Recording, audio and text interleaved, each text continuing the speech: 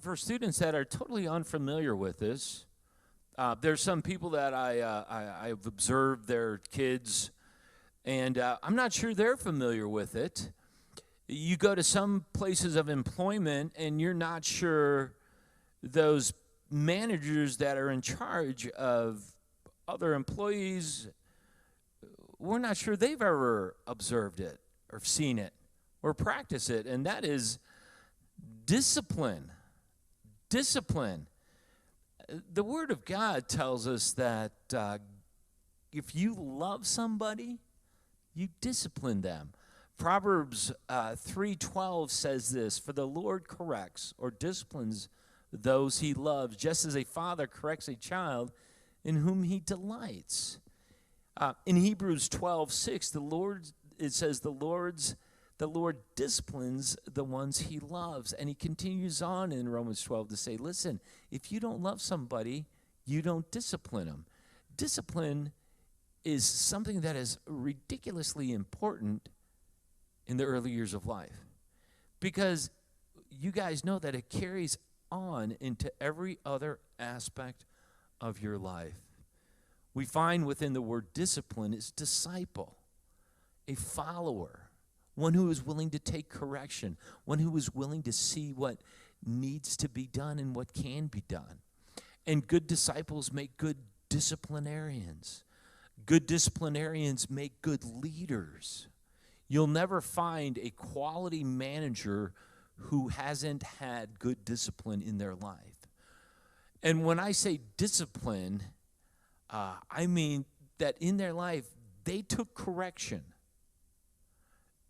It's said that when you're a parent, you do not discipline out of anger. Let's define anger.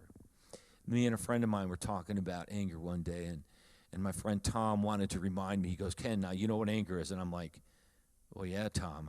He goes, no, define anger. And I'm like, well, you know, you get mad. You know, well, why? Well, something doesn't go your way.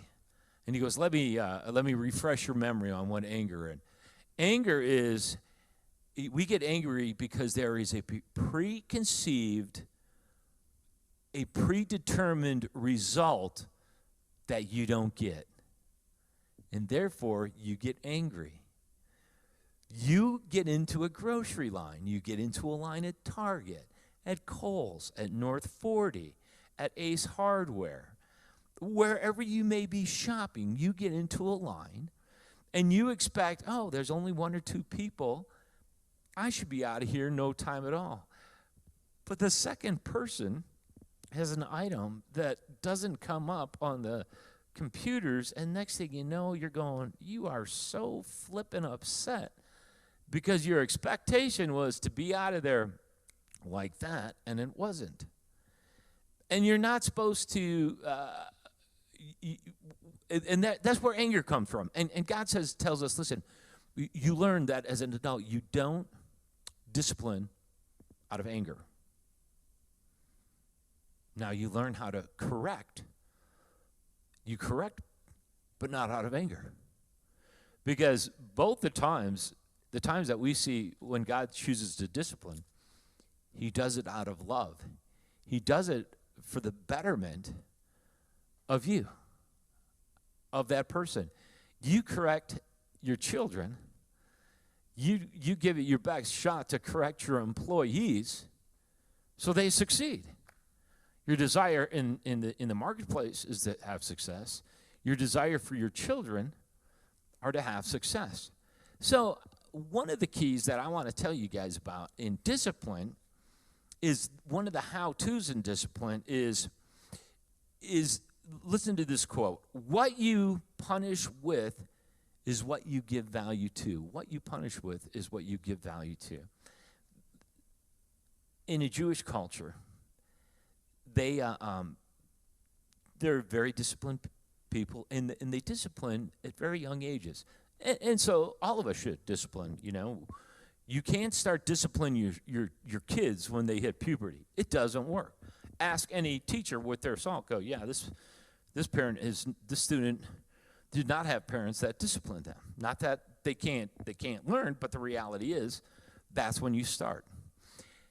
One of their attributes in their discipline in this culture was to remove the presence or remove the, I'm trying to figure out how to word this is as gentle as possible, but to remove the presence or the affection of the father from the child. Because they value the family and they value the father. And part of their discipline is, listen, we value the family. And when you are not being a part of the family, when you choose to step outside of the lines, you don't get to be a part of the family. And you do not get that love from your father. And we love out of discipline.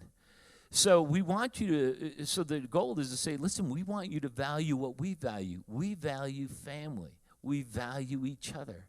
Therefore, when you choose not to do what you're supposed to do, you are removed from being a part of family. I think we all love to be a part of a family. I think we all love to be a part of something that's greater than ourselves. That's why I think gangs are so successful. My wife, who teaches secondary, I think that's what they call high school. She would correct me if I was wrong. She teaches in an alternative high school, and many of these students are kind of on their own. They call what they call, I think, couch hop. They live in different people's houses. They really a lot of them don't really have parents. They're just kind of on their own trying to figure out life. But when they enter into my wife's room, there's something I observed over the years, is that my wife has very strict boundaries. She doesn't put up with anybody's crap. She doesn't let you do certain things in her classroom. And if you want to be a part of her class, then you have got to do what she says, or you're gone. What I have observed with the students is that most of them, and I would say 99.9%, come to a point in this process that go, wow, if I go to this class, I'm going to be a part of something that is uniquely different maybe than in some of the other classes. Not that all the teachers don't do this, but Janelle specifically does that. And if they want to be a part of this educational process, and she thinks education is important in learning how to read and learning how to understand in the English realm, that you need to know how to do it so you succeed in the rest of your life. Well, that is her culture, and if you want to be a part of that, then you have got to obey. You've got to put in the time. You got to turn in your work. If not, well, then tough bananas. But there's boundaries. What she values, she disciplines, and it's because I really believe it's because she loves her students and she enjoys seeing them succeed. Just as any parent, as our children grow up, we enjoy watching them succeed. We enjoy watching them, work with other students, growing up and having their own children. That is something we enjoy. So we discipline, not out of anger. We correct, not out of anger, but out of love, out of unconditional love. And love is not easy. One of the reasons some parents are unable to discipline their children, they don't love themselves. The reason you'll go to places where you'll find management is poor is because managers, upper management, they don't understand how to love themselves. And they have no idea how to, they don't have enough security in how to correct and mold and help other people change. So when you study the Bible and you look at how God corrects, you'll see that he always corrects out of love because he loves you. He loves me. He wants you to succeed. He says it over and over in the Bible. He wants the very best for you.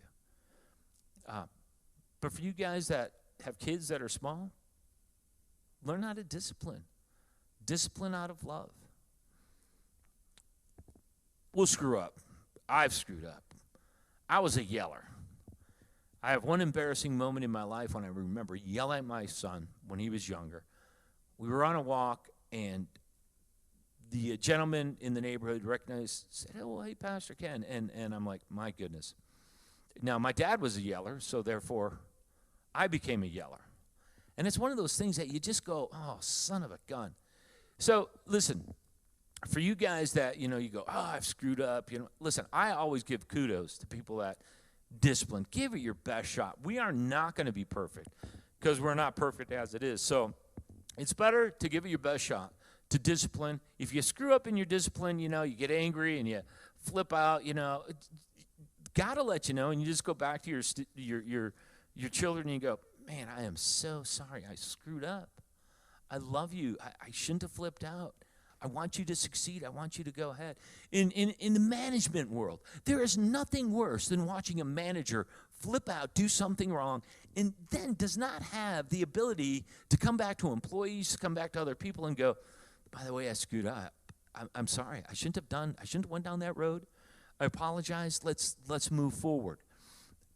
It's funny, I'm talking to my son-in-law who said the most humorous thing, he works on semis, is when people break things, and they break things over and over and over again, and he films them because he's got to fix them. And he finally talks to the driver and goes, will you please quit breaking these things? And they lie. They go, I don't know how it happened. Is it broke? And, as a mechanic, it's full good and well. You're the only one that drove the truck. You keep doing this, Can't you just be honest enough to say, yeah, what can I do not to screw this up? Isn't that funny how that happens? So we all make mistakes, and we're going to make mistakes in disciplining our kids and being a good boss, all that stuff. But listen, I think one of the keys to being a good disciplinarian, to learn how to correct, is learn how to take correction yourself. Learn how to be a good disciple. Learn how to be a good disciple of the Lord. Because throughout the Bible, God says, listen, there's things in your life that you need to change. And God says, because I love you, I'm going to discipline you. I'm going to correct you. Because there's some things that we got to get out of your life so you can be a better blessing. And that's why God disciplines us. That's why we discipline our kids. That's why we discipline employees, because we want to see things get better, not get worse. Lord bless discipline. Don't discipline out of anger. Don't forget the definition of anger. It's something that you thought was going to happen and didn't, but don't sweat it.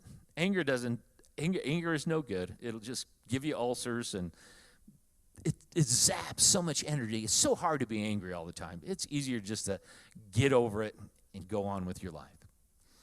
Love each other. Parents, love your kids. Grandparents, love your grandkids. Let's learn how to discipline out of love, and let's really learn how to love each other. Listen, thanks so much for joining today in one of the first Ken Talks. I think that's what we're going to call these things, so Lord bless.